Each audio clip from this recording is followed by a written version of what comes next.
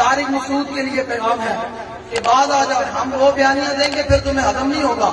تمہارے خود مسلک کے لوگ بھی کہہ رہے ہیں کہ تم نے غلط بات کیا، تم نے حضور کی بہت بڑی بےادبی کی ہے. بعد آ جاؤ، بعد آؤ، اپنی زبانوں کو لگام دو. گلا کرتا گلے اور چنے کے پسینے مبارک کی مثل کوئی تو حضور نے بارے گلا دیتا گن کو گال کرے، لکھ والی گال کٹے، من کوئی مسئلہ کوئی نہیں، لیکن ساڈے آقا والا کے بارے گل کرے گا اسی انہوں ٹوٹ کے رکھ دینا. تمہیں بہت ہی باتیں نہیں رکھنی، کر دو نہ کام کرو. حضور کے بارے گل اسی برداشت نہیں کریں گے. بالکل ہاں، تینوں میں اس کی سیدھا نہیں آنا. تو جانا کے سامنے اگر انہوں مفتی نہیں برداشت اپنے حضور کی ذاتی ربی تو سارے یاد کرو، اپنے دلوں میں جھک مارو. فوراً سے پہلے حضور کی بارگاہ میں پہلے رجوع کر، اور پھر حضور کی بارگاہ میں رجوع کرنے کے بعد معافی مانگ کہ یا رسول اللہ مجھ سے غلطی ہو گئی ہے، ورنہ پھر ہم اگلی بات کرنے کے لیے بھی تیار ہیں. بالکل سیدھی سی بات ہے. تو میں اپنے الفاظ سے رجوع کرتا ہوں، مجھ سے بے احتیاطی ہوئی ہے تو میں رجوع کرتا ہوں اپنے الفاظ سے. جن لوگوں کا یہ خیال ہے کہ میری وجہ سے ان کو تکلیف ہوئی ہے تو میں ان لوگوں سے معذرت بھی کرتا ہوں، اللہ تعالیٰ سے توبہ بھی کرتا ہوں اور اپنے الفاظ سے میں رجوع بھی کرتا ہوں. میرا جو پہلا معذرت نامہ گیا تھا اس میں ہمارے ہی بعض اکابر کو، جن میں سر فہرست حضرت مفتی ابراہیم صاحب بھی ہیں، جن کی ہدایت پر میں یہ دوبارہ معذرت نامہ ریکارڈ کروا رہا ہوں. تو ان سمیت دیگر میرے بعض اکابر کو کچھ تحفظات ہیں. تو نبی صلی اللہ علیہ وسلم کا ارشاد ہے، یا بنی آدم کلکم خطاؤون وخیر الخطائین التوابون. اے بنی آدم تم میں سے ہر شخص سے غلطی ہو سکتی ہے، بہترین غلطی کرنے والے وہ ہیں جو توبہ کر لیں. اور توبہ کے تین ہی ارکان ہوتے ہیں کہ عوام سے معذرت کر لی جائے، اللہ تعالیٰ سے توبہ کر لی جائے اور اپنی غلطی سے رجوع کر لیا جائے، اپنے الفاظ سے رجوع کر لیا جائے. تو میں سمجھتا ہوں کہ توبہ کے تینوں ارکان اسی طرح پورے ہوتے ہیں. تو اگر میرے پچھلے کلپ سے کسی کو اطمینان نہیں ہوا تھا تو میرا خیال ہے میرے اس کلپ کے بعد اب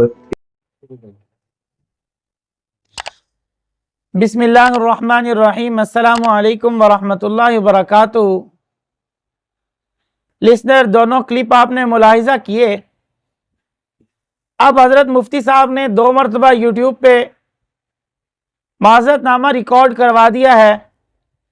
اب اس کے بعد میں سمجھتا ہوں ان کو کچھ کہنے کا ہمارا حق نہیں بنتا، کیونکہ جو معافی کی صورتیں تھیں وہ حضرت نے اپنے یوٹیوب بیان میں بھی بتائی، اور حضرت مفتی صاحب سے جو لغزش ہوئی، الفاظ کے چناؤ میں جو لغزش ہوئی، اس پر حضرت مفتی صاحب نے 2 مرتبہ اپنا یوٹیوب پہ معذرت نامہ ریکارڈ کروایا. لیکن آج ہم ہیں کہ ایک چیز کو پکڑ کر اس کے پیچھے پڑے ہوئے ہیں. فلاں نے یہ کر دیا جی بس، فلاں نے یہ کر دیا بس. حالانکہ مولوی بھی ایک انسان ہوتا ہے، کوئی فرشتہ نہیں ہوتا، اور غلطیاں در حقیقت انسانوں سے ہی ہوتی ہیں. خود چاہے جو مرضی کرتے رہو، کوئی پوچھنے والا نہیں. اگر کسی مولوی سے اچانک میں یا نہ جانے سے کوئی غلطی ہوئی تو بس اس کے پیچھے پڑے رہنا یہ ہماری عوام کا اور کچھ جاہل لوگوں کا وتیرہ بن گیا ہے. حالانکہ الفاظ سننے نہیں ہیں، سن کر اس کی تشریح کو سمجھنا نہیں، مگر بس کفر کے فتوے اتنے عام ہو چکے ہیں کہ بس لگا دو.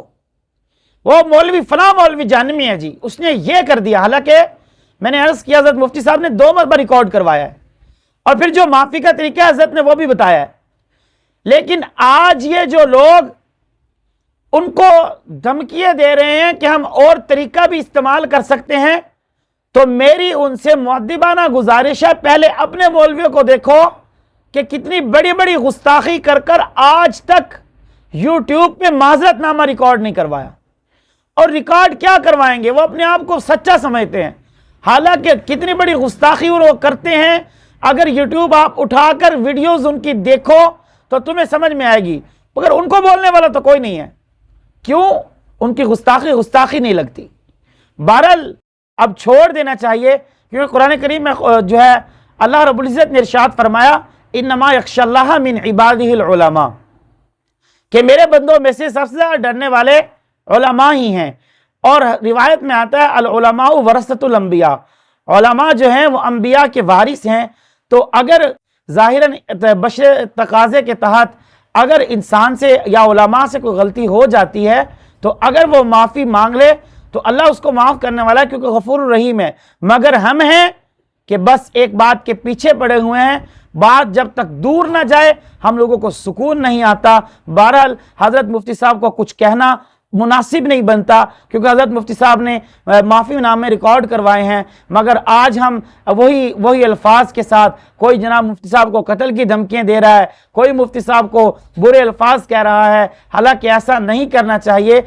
ممکن ہے کہ اللہ رب العزت کو کسی کا کون سا عمل پسند ہو جائے اس کے کہ ہم اس کی برائی کر کر اپنے آپ کو جہنم کا ایندھن بنا لیں، یا اس کی برائی کر کر ہم جو ہے وہ اپنے نامہ اعمال ضائع کر بیٹھیں، تو ایسی بالکل غلط بات ہے۔ ہمیں حضرت مفتی صاحب کو کچھ نہیں کہنا چاہیے۔ بہرحال اللہ تعالیٰ مفتی صاحب کی حضرت سے حفاظت فرمائے اور ہمیں سچے دین پر چلنے کی توفیق عطا فرمائے۔ وآخر دعوانا ان الحمدللہ رب العالمین۔